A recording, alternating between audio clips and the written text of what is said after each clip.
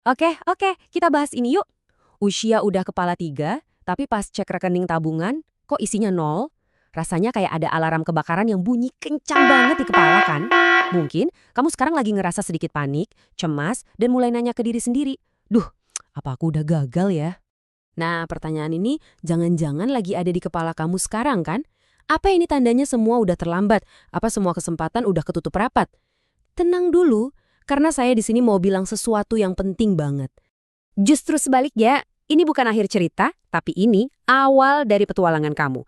Anggap aja ini adalah babak baru, sebuah perjalanan epik buat merebut kembali masa depan finansialmu. Sebuah petualangan di mana kamulah pahlawan utamanya. Setiap petualangan yang hebat itu selalu dimulai dari satu langkah pertama yang krusial. Dan langkah pertama kita ini, anehnya, bukan soal uang, tapi soal pola pikir. Kita harus melepaskan beban-beban masa lalu yang nggak perlu kita bawa-bawa lagi. Gini deh, apa yang udah lewat, ya udah biarin aja lewat. Terus-terusan nyalahin keputusan di masa lalu, itu cuma bakal ngabisin energi kamu. Padahal energi itu kita butuh banget buat ngebangun masa depan. Jadi yuk kita terima kondisi sekarang, anggap aja titik nol ini fondasi kita. Tempat kita mulai membangun dari awal. Coba deh, kita ubah cara pandangnya. Angka 30 itu bukan deadline yang gagal kamu penuhi. Anggap aja ini sebuah checkpoint di game. Ini bukan tanda kamu kalah. Ini tuh momen buat berhenti sejenak, buka peta, lihat kita ada di mana, dan nentuin rute terbaik selanjutnya. Gak perlu ada rasa bersalah, yang penting sadar dan siap jalan lagi.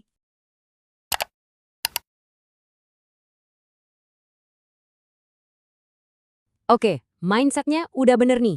Sekarang, petualangan yang sebenarnya baru dimulai. Misi pertama kita, jadi detektif. Kita bakal berburu sesuatu yang tersembunyi, yang diam-diam selama ini ngegrogotin keuangan kita. Nah, kebocoran halus ini tuh licik banget. Seringnya nggak kerasa. 11 kopi di kafe, langganan aplikasi yang jarang dipakai, jajan-jajan kecil pas sore-sore. Kelihatannya sepele kan? Tapi kalau ditotalin sedulan, wih, itu bisa jadi lobang raksasa di dompet kamu.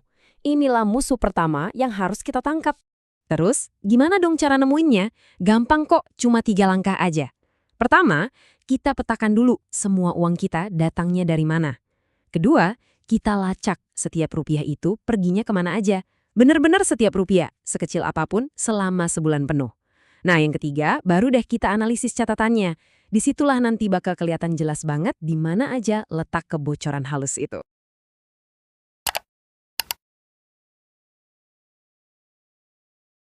Kalau kebocorannya udah ditambal, sekarang waktunya si pahlawan ini jadi lebih kuat. Tugas kita selanjutnya adalah menempa aset paling berharga yang kita punya. Dan aset terbesar itu, ya diri kamu sendiri. Dengerin deh, investasi terbaik itu bukan saham, emas, atau properti. Tapi investasi ke diri sendiri. Coba deh pelajari skill baru, ikut kursus online, perdalam lagi keahlian yang udah kamu punya. Logikanya sederhana. Makin tinggi nilaimu, makin besar juga pendapatanmu. Artinya, makin banyak amunisi buat petualangan finansial ini.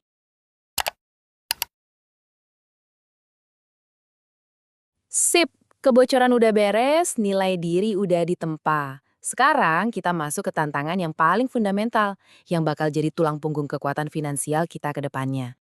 Ini dia nih, inti dari semua soal nabung. Isunya tuh bukan seberapa gede jumlah yang bisa kamu sisihkan di awal, bukan. Tapi soal ngebangun karakter dan disiplin buat nabung secara konsisten. Nggak peduli seberapa kecil jumlahnya. Kebiasaannya itu loh yang penting.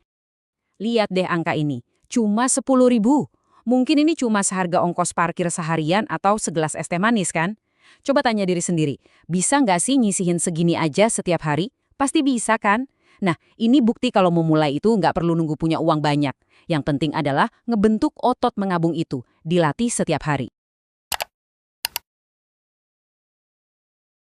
Ingat kan, pahlawan di cerita-cerita itu nggak pernah berjuang sendirian. Selalu ada timnya, ada mentornya. Nah, untuk perjalanan jangka panjang ini, kamu juga butuh sekutu. Ini bisa siapa aja loh. Bisa teman yang visinya sama-sama mau benerin keuangan, bisa mentor yang ngasih wejangan, atau bahkan keluarga yang ngedukung keputusan kamu buat lebih hemat. Kekuatan mereka itu bakal jadi kekuatan kamu juga, terutama pas lagi ngerasa capek atau ragu. Ingat ya, di petualangan ini kamu nggak sendirian.